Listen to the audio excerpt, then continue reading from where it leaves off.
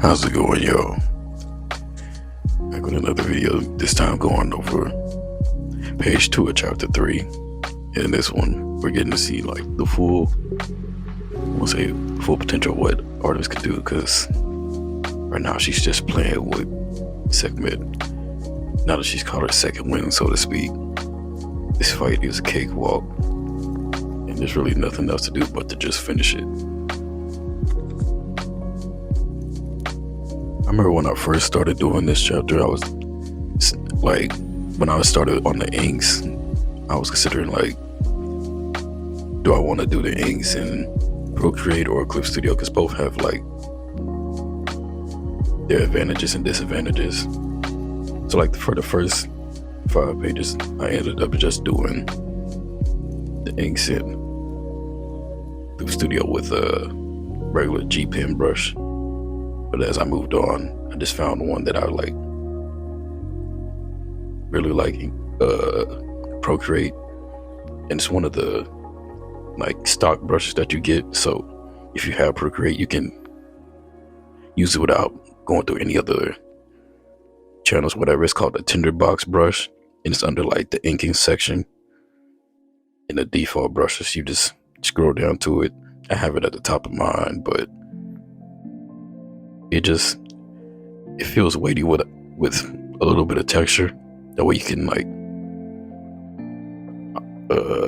have your inks feel alive. At least to me, that's how I feel about it. For me, when it came down to like, at least one of the aspects of inking when it came to Artemis in particular, is doing her hair. Cause like, you see most of my characters, they have like a standard hairstyle where it's like, aside from Celeste and Helios who have just locks, which I know it's easier for me to draw locks than it is for me to draw like straight hair, or for instance Artemis's curly hair, because in the initial design Artemis, she had like twin tail braids, but this is like years past where we were first introduced to her, and at this point in the story she's let her hair grow out, essentially keeping low maintenance as a sign of like how far it's been since she was in a state to just take care of herself in that manner. I don't know, maybe with the next story arc I might have her go back to her braids, or even just have her rock a full on curly fro as opposed to like this slick back I don't want to call it a mullet, but her version of a mullet look. Depends on how I'm feeling, because drawing these curls is gonna kill me as opposed to all these other hairstyles. Like they look good and when I'm sketching them, but inking them is a whole different beast. Also, I was doing the math for like some of my other projects, like the novel for instance, and like so far I have planned 34 chapters, not including the epilogue and a prologue. Like the average length of a chapter is like 3,000 to 5,000 words, depending on like what's going on in that chapter and how important it is to the story. And as far as I'm concerned, doing the math, it's like evens out to around 428 pages, which is Jesus Christ, because I still have like,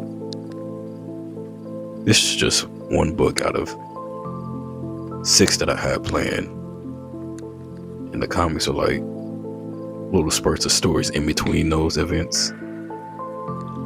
So I always have ideas going for days. It's just a matter of getting it done and at least focusing on one at a time, or at least handling like time management as opposed to just going with what I feel works at the day. Like I have this excerpt from that book, like it's from chapter 3 when Court was just in the beginning of like training to be a mage, as opposed to what you see in like the previous chapter where she's a full-on master of magic. figured I'd at least read it right here, test the water, see how people feel about it. Here goes.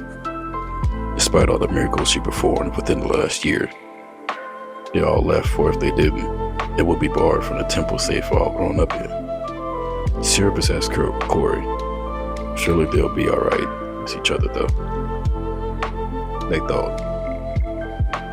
One evening, as Corey was hopelessly spiraling in the study, having been ostracized by the local Alayans, Serapis came to check on his daughter, who, despite showing much growth over the past year, still had much to learn.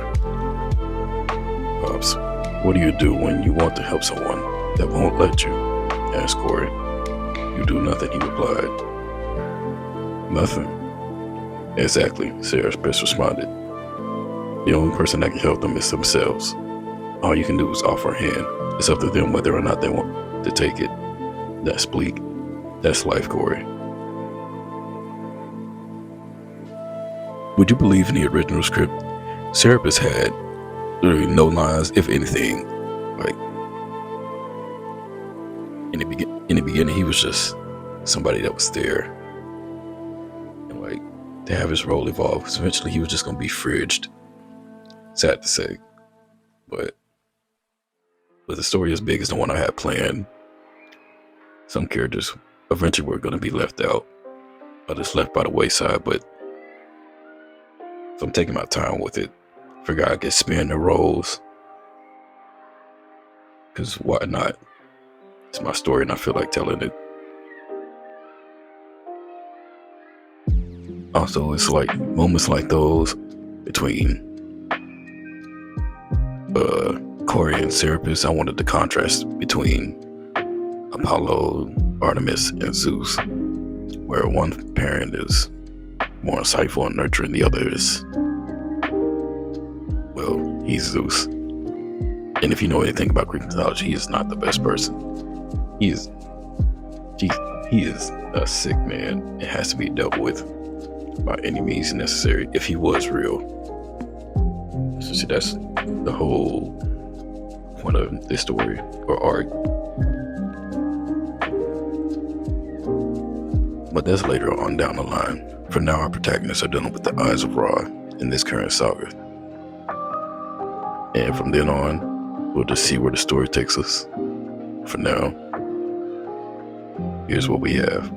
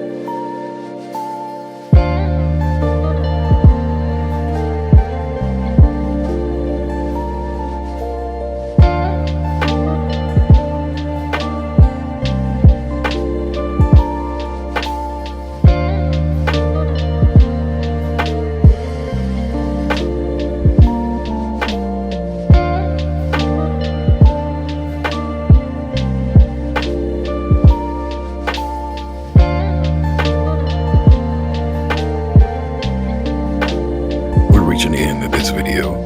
Thank you all again for watching. Let me know down in the comments below what you want to see next week or in future videos.